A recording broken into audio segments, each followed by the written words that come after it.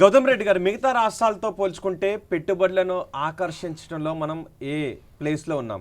ఇప్పటికి మహారాష్ట్ర అయితే దేశానికి వస్తున్న పెట్టుబడులను ఆకర్షించడంలో మహారాష్ట్ర మొదటి ప్లేస్లో ఉంది. సుమారు ఇంచుమించు 30% పెట్టుబడులను అక్కడికే తరలించిపోతుంది.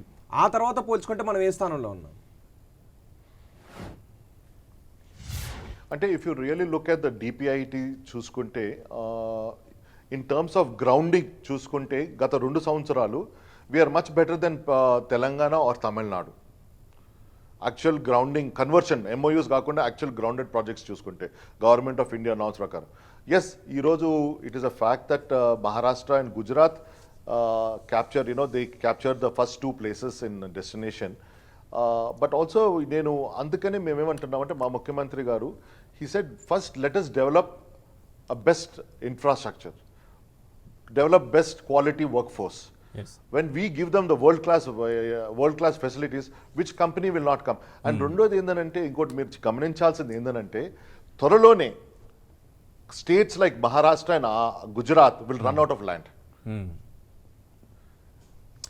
Andhra Pradesh has this distinction advantage. We have more than 80% of land available for this industrial loans.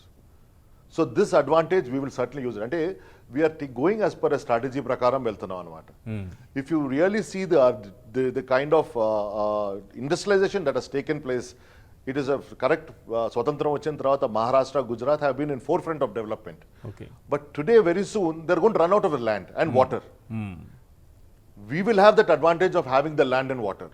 అలాంటి పరిస్థితులు వచ్చినప్పుడు we want to make sure we provide best in class infrastructure, and at the same time we don't want to incentivize them unnecessarily. Where we like to incentivize them, ఈ incentives అనేది కూడా ఒక పెద్ద subject ఇది.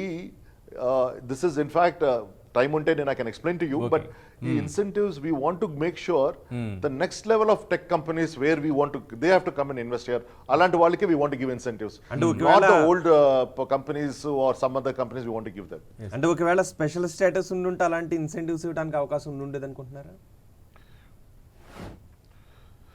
అంటే తప్పనిసరిగా ఈరోజు మన రాష్ట్రానికి అది కానీ వచ్చుంటే, స్పెషల్ స్టేటస్ కానీ వచ్చుంటే ఈరోజు సింపుల్ అంటే ఇప్పుడు చాలా మంది కంపెనీస్ అనేది ఏంటంటే they look at the tax breaks, incentives ఇవన్నీ కూడా చూసుకుంటారు.